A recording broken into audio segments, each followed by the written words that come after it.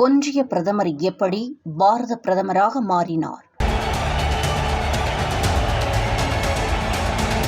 அந்தர்பல்ட்டியடித்த ஸ்டாலின். ஆளுநருடன் சந்திப்பில் நடந்தது என்ன? எங்களை சீண்டி பார்க்காதீங்க, திருப்பி அடித்தால் தாங்க மாட்டீங்க என்ற வீர வசனமெல்லாம் திமுக மேடைகளிலும் தற்போது ஒலிப்பதாக தெரியவில்லை. சீண்டி பார்க்காதீங்க, திமுகவையோ திமுக காரணையோ சீண்டி பார்த்தா தாங்க மாட்டீங்க. இதற்கு காரணம் இல்லாமல் இல்லை என கூறுகின்றனர் அரசியல் நோக்கர்கள். விடிஞ்சா யார் வீட்டு வாசல்ல இடி ஐடி நிற்கும் என்ற நிலைமையில்தான் கடந்த சில மாதங்களாக திமுக ஒவ்வொரு நாட்களையும் கடத்தி வருகிறது.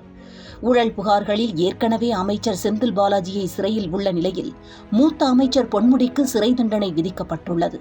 இதனைத் தொடர்ந்து சிறை செல்லும் பட்டியலில் 4 அமைச்சர்கள் உள்ளதாகவும் 11 அமைச்சர்கள் மீது ஊழல் வழக்குகள் நடைபெற்று வருவதாகவும் தமிழக பாஜக தலைவர் அண்ணாமலை ஏற்கனவே பகிரங்கமாக தெரிவித்திருந்தார். எல்லாவற்றிற்கும் மேலாக சபரிசன், அன்பில் மகேஷ், ரெட் ஜெயண்ட் என ரெய்டு பாய இடி ஐடி தயாராக இருப்பதாக கூறப்படும் நிலையில் ஏன் முதலமைச்சர் ஸ்டாலின் மீதே இருக்கும் மெட்ரோ ஊழல் புகார் எந்த தாக்கத்தை திமுகவிற்கு அளிக்கும் என்பதை சற்றே அரசியல் ஞானம் உள்ளவர்களால் உணர முடியும். நிலைமை அப்படி இருக்க ஆளுநருடன் கடைபிடித்து வந்த முட்டல் மோதல் போக்கு இனி சரியாக இருக்காது என எண்ணி திமுக அரசு அந்த நிலைப்பாட்டையும் தற்போது மாற்றியுள்ளது. 2 தினங்களுக்கு முன்பு முதலமைச்சர் ஸ்டாலின் ஆளுநரை சந்தித்து பேசியதை சுமூக சமரச பேச்சுவார்த்தையாகவே கருதப்படுகிறது. எனவே ஆளுநர் விவகாரத்திலும் திமுக அரசு அரசியல் நடத்தியதாகவே விமர்சிக்கப்படுகிறது. எல்லாவற்றிற்கும் மேலாக தமிழக பாஜக அண்ணாமலையின் அரசியல் அணுகுமுறை, அவரது டெல்லி பயணம், பாஜக தேசிய தலைவர் நட்டாவுடன் தனிப்பட்ட முறையில் நடத்திய பேச்சுவார்த்தை ஒருபுறம் தமிழக பாஜகவை வலிமை பெறச் செய்துள்ளதாக கருதப்படும் நிலையில் அடுத்து வரும் தேர்தலில் திமுகவுக்கு மிகப்பெரிய சவாலாக பாஜகவையே உயர்த்தியுள்ளதாக கணிக்கப்படுகிறது. இந்த சூழலில்தான் 2024ஆம் ஆண்டு பிறந்ததும் பிரதமர் நரேந்திர மோடி அடிச்ச திருச்சி விசிட் தமிழக அரசியல் நிலைமையையும் திமுகவின் ஒன்றிய அரசியலையும் மாற்றியுள்ளது. திருச்சியில் பேசிய பிரதமர் நரேந்திர மோடி தமிழ் குடும்ப உறவுகளே என தொடங்கி தன் உணர்ச்சி பூர்வமான உரையை நிகழ்த்தினார். நிதி குறைப்பு உள்ளிட்ட திமுக அரசு கூறிவரும் பல்வேறு குற்றச்சாட்டிற்கு பிரதமர் நரேந்திர மோடி தெள்ளத் தெளிவாக பதிலளித்தார். தமிழில் புத்தாண்டு வாழ்த்து தெரிவித்துவிட்டு பேசிய பிரதமர், என் குடும்ப உறவுகளே, சொந்தங்களே, தமிழ் குடும்பமே என பலமுறை தமிழில் கூறிய போது கைத்தட்டல்களின் கரகோஷம் எழுந்தன. எனது மாணவ குடும்பமே வணக்கம். தமிழகத்திற்கு 5 புதிய ரயில் திட்டங்கள் தொடங்கப்பட்டுள்ளதை சுட்டிக்காட்டிய பிரதமர், உட்கட்டமைப்பு, தொழில் வளர்ச்சி, மேக் இன் இந்தியா உள்ளிட்ட திட்டங்களால் ஏற்பட்ட தாக்கம் குறித்தும் பேசினார்.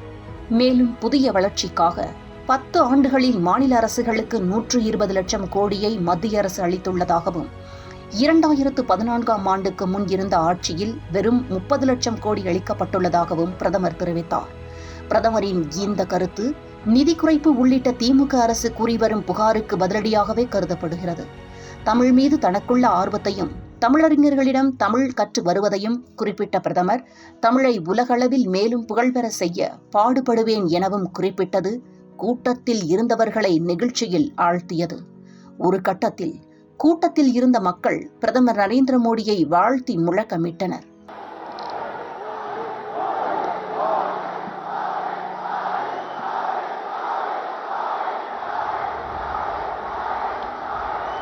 பல்வேறு நிகழ்ச்சிகளில் பங்கேற்க வருகை தந்திருக்கும் ஸ்டாலின் பேச்சுதான் ட்விஸ்ட் ஆனது. எப்பொழுதும் ஒன்றிய அரசு, ஒன்றிய பிரதமர் என்று குறிப்பிடும் ஸ்டாலின் அதை தவிர்த்தே பேசினார். பெருமதிப்பிற்கும் மரியாதைக்கும் உரிய இந்திய நாட்டினுடைய பிரதமர் மாண்புமிகு நரேந்திர மோடி அவர்களே, மாண்புமிகு தமிழக ஆளுநர் திரு RN ரவி அவர்களே, ஒன்றிய விளையாட்டுத்துறை அமைச்சர் மாண்புமிகு அனுராக் சிங் தாக்கூர் அவர்களே, மாண்புமிகு ஒன்றிய இணையமைச்சர் திரு எல் முருகன் அவர்களே, மாண்புமிகு பாரத பிரதமர் திரு நரேந்திர மோடி அவர்களே, மாண்புமிகு ஒன்றிய அமைச்சர் திரு ஜோதிராதித்யா சிந்தியா அவர்களே, மாண்புமிகு ஆளுநர் ஆர்.என். ரவி அவர்களே, மாண்புமிகு ஒன்றிய இணையமைச்சர் எல் முருகன் அவர்களே. அவரது இந்த பேச்சு தமிழக அரசியலில் நாடி துடிப்பை உணர்த்தியுள்ளதாக கூறப்படுகிறது. அது மட்டுமின்றி பிரதமர் மோடி தனது பேச்சின் இறுதியில் ஒரு தகவலை உறுதிபட தெரிவித்திருந்தார். தமிழக இளைஞர்களின் மனங்களில் மாற்றம் ஏற்பட்டுள்ளதாகவும் அவர்களது மாற்றம் தமிழ்நாட்டின் இந்தியாவின் வளர்ச்சியை நோக்கி திரும்பியுள்ளதாகவும் பிரதமர் குறிப்பிட்டார். இந்த வார்த்தைகள் அரசியல் ரீதியாக அவர் குறிப்பிட்டதாகவே கருதப்படுகிறது.